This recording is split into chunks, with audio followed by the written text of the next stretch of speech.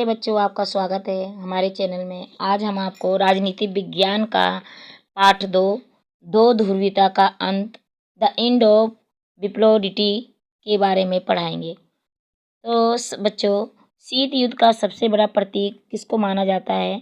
शीत युद्ध का सबसे बड़ा प्रतीक बर्लिन की दीवार 9 नवंबर 1989 को आम जनता द्वारा तोड़ी गई, तो इसको ही सबसे बड़ा प्रतीक माना जाता है। यूएसएसआर का पूरा नाम union of socialist Soviet Republic या सोवियत समाजवादी गणराज्य के नाम से जाना जाता है। मिखाइल गोर्बाचेव सोवियत संघ की कम्युनिस्ट पार्टी के महासचिव चुने गए। बोरिस येल्त्सिन को रूस की कम्युनिस्ट पार्टी का प्रमुख बनाया गया। सोवियत संघ के सुधारों की श्रृंखला शुरू हुई मार्च 1985 में। लिथुआनिया में आज़ादी के लिए आंदोलन शुरू हुआ। एस्टोनिया और लातविया में भी फैला। 1989 में सोवियत संघ की घोषणा। वार्सा समझौते के सदस्य अपना भविष्य तय करने के लिए अक्टूबर 1989 में की थी। तो सोवियत प्रणाली क्या है, इसके बारे में आज समझते हैं। सोवियत अर्थव्यवस्था में पूंजीवादी देश जैसे कि संयुक्त राज्य अमेरिका, पश्चिमी जर्मनी, अब की एकीकृत जर्मनी, फ्रांस, ब्रिटेन देशों की अर्थव्यवस्था निजी संपत्ति की संस्था को समाप्त कर दिया गया।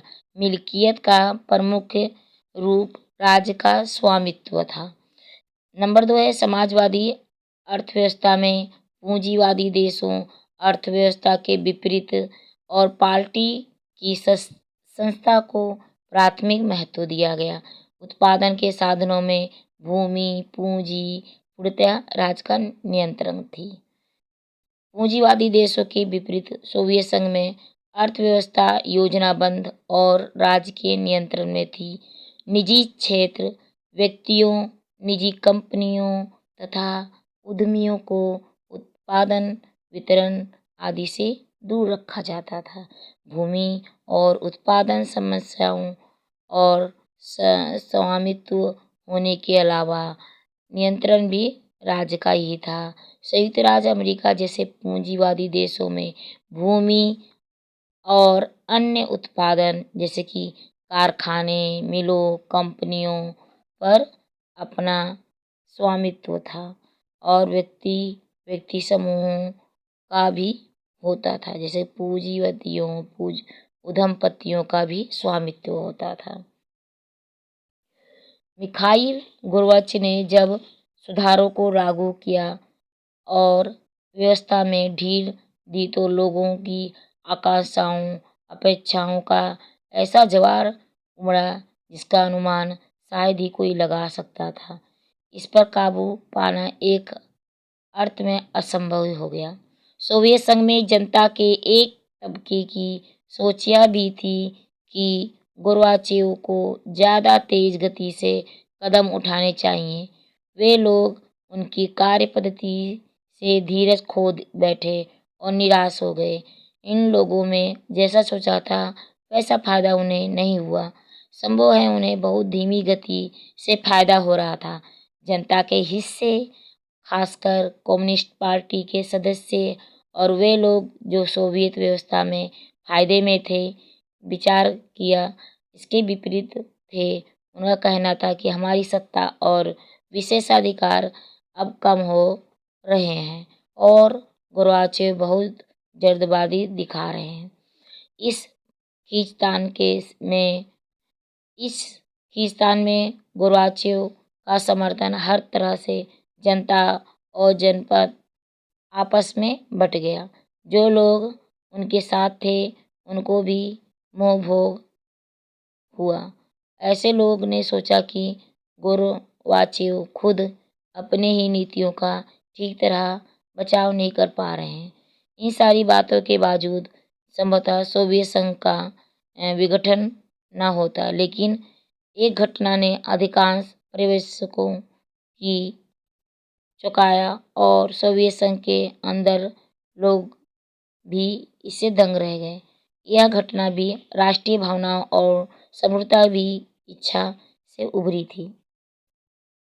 राष्ट्रवादी भावनाओं और संप्रभुता की इच्छा से उभरने के कारण रूस और बाल्टिक गणराज्य, यूक्रेन तथा जॉर्जिया जैसे सोवियत संघ के विभिन्न गणराज्य इस उभार में शामिल थे। राष्ट्रीयता और संप्रभुता के भावों का उभार सोवियत संघ के विघटन का अंतिम और सर्वाधिक तात्कालिक कारण सिद्ध हुआ। तो बच्चों, सोवियत संघ के बारे में था। शॉक थेरेपी मोस्ट इम्पॉर्टेंट है। शॉक थेरेपी किसे कहते हैं समझते हैं। सोवियत संघ के विघटन के बाद रूस, मध्य एशिया के गणराज्य और पूर्वी यूरोप के देशों में पूंजीवाद को और संक्रमण का मॉडल, जो विश्व बैंक और अंतर्राष्ट्रीय मुद्रा कोष द्वारा निर्देशित था, शॉक थेरेपी आघात पहुंचाकर उपचार करवाना कहा जाता है। इसकी प्रमुख विशेषताएं: पहला है स्वामित्व का सबसे प्रभावी रूप निजी स्वामित्व होना, राष्ट्र को संपत्ति का निजीकरण और व्यावसायिक स्वामित्व के ढांचे को अपनाना। तीसरा था सामूहिक फार्म को निजी फार्म में बदलना और पूंजीवादी पद्धति में खेती करना। शॉक थेरेपी को लागू करना, इसके इस संक्रमण में राज्य नियमित समाजवाद और पूंजीवाद दो ही विकल्प थे। मुक्त व्यापार प्रणाली अपनाई गई, वित्तीय खुलापन, मुद्राओं को आपसी परिवर्तनीयता को अधिक महत्व दिया गया। तत्कालीन सोवियत खेमे में व्यापारिक गठबंधनों को समाप्त कर दिया गया। प्रत्येक देश को पश्चिमी देश में जोड़ा गया ताकि उन्हें पश्चिमी अर्थव्यवस्था में समाहित किया जाए, और यह आशा लगाया गया पश्चिमी देश के विभिन्न एजेंसियों और संगठनों के बल इन देश के विकास का मार्गदर्शन करेंगे और नियंत्रण करेंगे। शॉक थेरेपी समाजवाद में पूंजीवाद की ओर संक्रमण का अच्छा तरीका साबित नहीं हुआ, क्योंकि इसके निम्नलिखित कारण थे और इसका हानिकारक परिणाम भी हुआ। रूस में पूर्ण राज्य नियंत्रित औद्योगिक ढांचा नष्ट हो गया।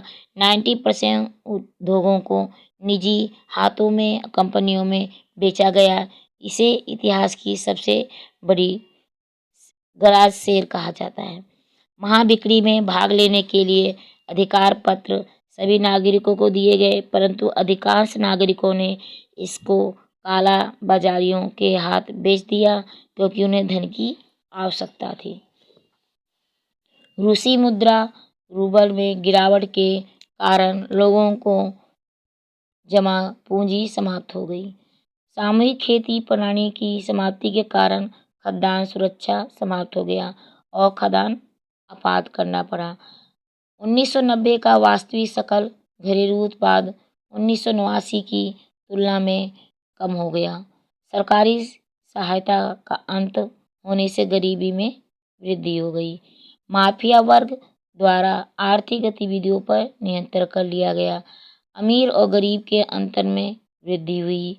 लोकतांत्रिक संस्थाओं की स्थापना की और ध्यान नहीं दिया गया कि राष्ट्रपति को कार्यपालिका प्रमुख बनाकर अत्यधिक शक्तियां दी गई। संविधान जल्दबाजी में तैयार किया गया। शॉक थेरेपी के रूप के आधे बैंक व वित्तीय संस्थान दिवालिया हो गए। लगभग 1500 लोग दिवालिया हो गए थे। तो ये थी शॉक थेरेपी। CIS का पूरा नाम है कॉमनवेल्थ ऑफ इंडिपेंडेंट स्टेट। इसका अर्थ होता है स्वतंत्र राज्यों के राष्ट्र कुल। बर्लिन दीवार के गिरने के दो ध्रुवीय विश्व के पतन का घोतक किसको माना जाता है? तो द्विध्रुवीयता के दौर में जर्मनी को दो भागों में विभाजित हो गया।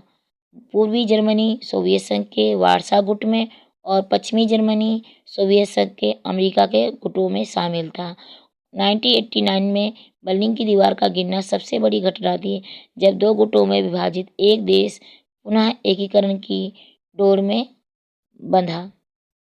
सोवियत संघ के पतन के बाद विश्व में संयुक्त राज्य अमेरिका एकल super power, single super power रह गया। समाजवादी अर्थव्यवस्था कृषि, भूमि, उद्योग धंधों, उत्पादन के साधनों पर सरकार पर नियंत्रण थी। शॉक थेरेपी का शाब्दिक अर्थ क्या होता है? शॉक थेरेपी का शाब्दिक अर्थ होता है आघात पहुंचाकर उपचार करना। कम्युनिस्ट शासन के खात्मे के बाद रूस में कुछ ऐसा ही हुआ।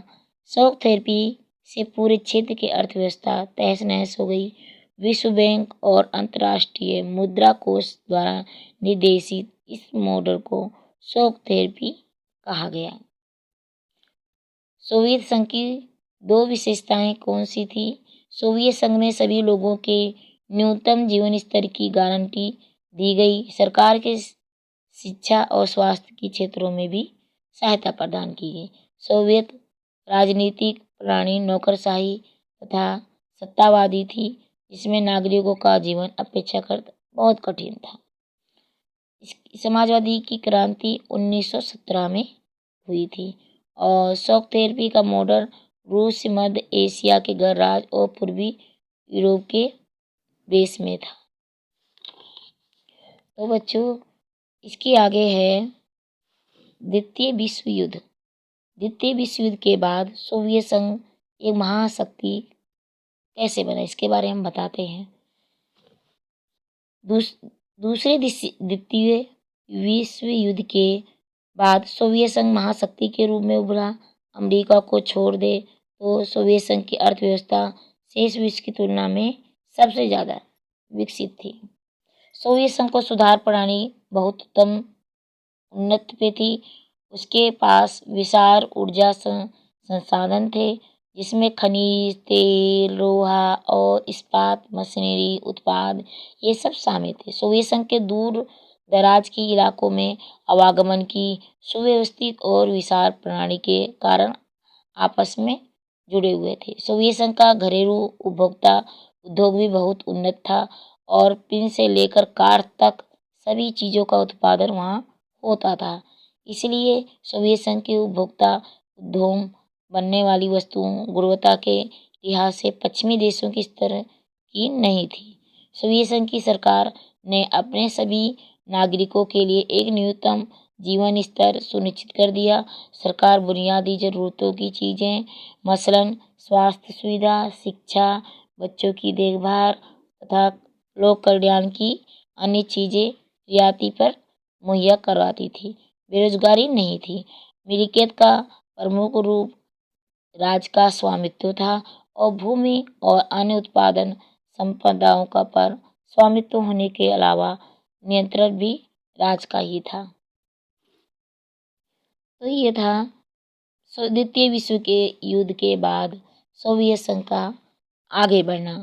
सोवियत संघ शॉक थेरेपी के बाद द्वितीय विश्व युद्ध के बाद ये बहुत ही उन्नति किया और आगे बढ़ा। सोवियत संघ में गोरबेचुक पढ़ा दिया, सोवियत संघ का विघटन भी पढ़ा दिया है, शॉक थेरेपी। अब इसके आगे है समाजवाद या साम्यवाद से पूंजीवाद की ओर संक्रमण करना। इस तरह संक्रमण हुआ। पूर्व रूसी गणराज्यों में साम्यवाद से पूंजीवाद में परिवर्तन आसान नहीं था। क्यों नहीं था? इसके पहला कारण यह है कि इस संक्रमण को प्रघात चिकित्सा या शॉक थेरेपी नाम दिया गया। इसको विश्व बैंक, अंतर्राष्ट्रीय मुद्रा कोष द्वारा अपना आदर्श या नमूना बनाया गया था।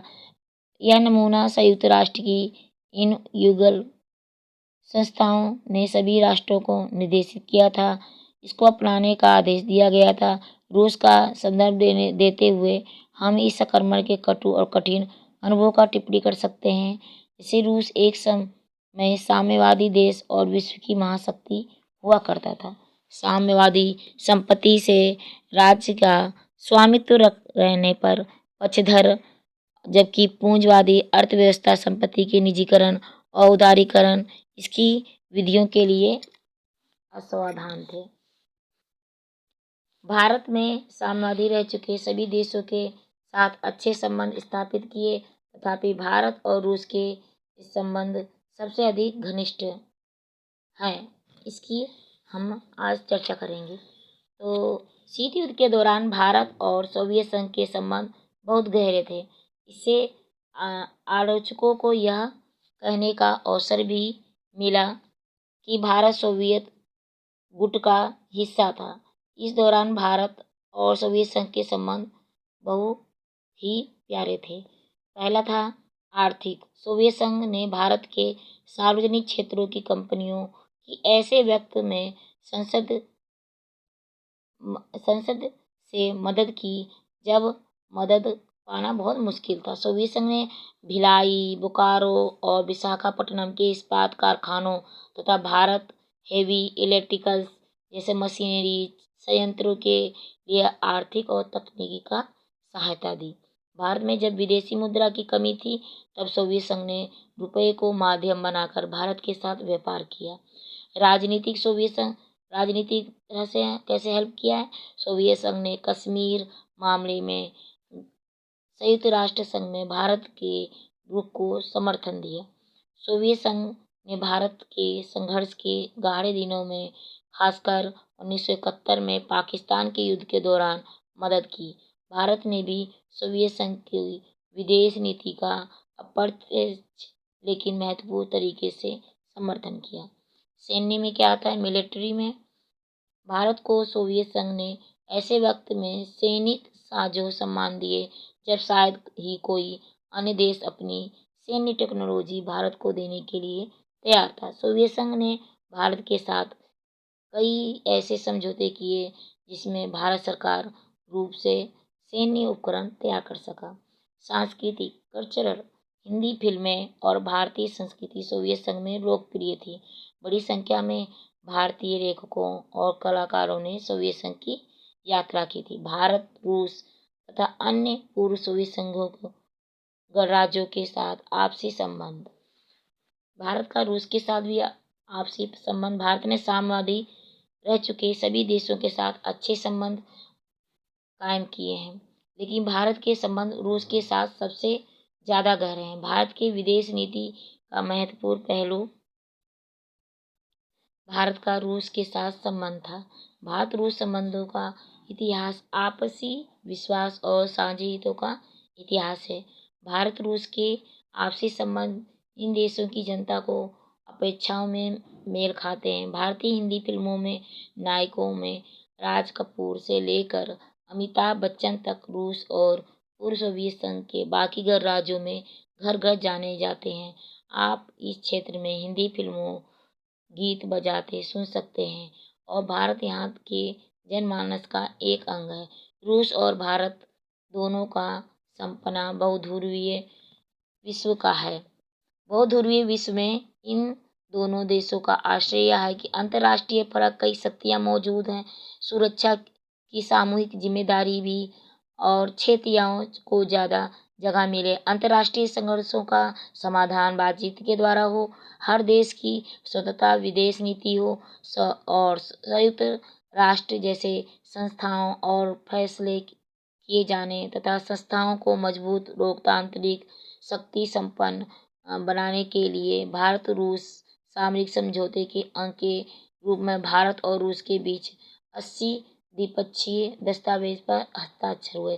भारत को रूस के साथ अपने संबंधों के कारण कश्मीर, ऊर्जा आपूर्ति, अंतर्राष्ट्रीय आतंकवाद और सूचनाओं के आदान प्रदान, पश्चिम एशिया में पहुंच बनाने और चीन के साथ अपने संबंध में संतुलन लाने जैसे मसलों में फायदे हुए। रूस को भारत के साथ संबंध में सबसे बड़ा फायदा यह था कि भारत रूस के लिए हथियारों का दूसरा सबसे बड़ा खरीदार देश है। भारतीय सेना को अधिकांश सैनिक साजो सामान रूस से ही प्राप्त होते हैं। क्योंकि भारत तेल के आयात देशों में एक है, इसलिए भी भारत रूस के महत्वपूर्ण संबंध है। उसने तेल के संकट को घड़ी में हमेशा भारत की मदद की है। भारत रूस से अपने ऊर्जा आयात को भी बढ़ाने की कोशिश कर रहा है। ऐसी कोई कजाकिस्तानी और तुर्कमेनिस्तानी के साथ भी चल रही है। गणराज्य के साथ सहयोग के अंतर्गत तेल वाले इलाकों में साझेदारी और निवेश करना भी शामिल है। भारत की परमाणविक योजना के महत्वपूर्ण है।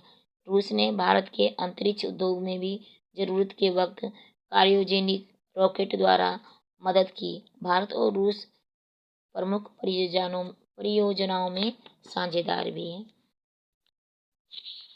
तो बच्चों ये था भारत रूस सोवियत संघ के संबंध।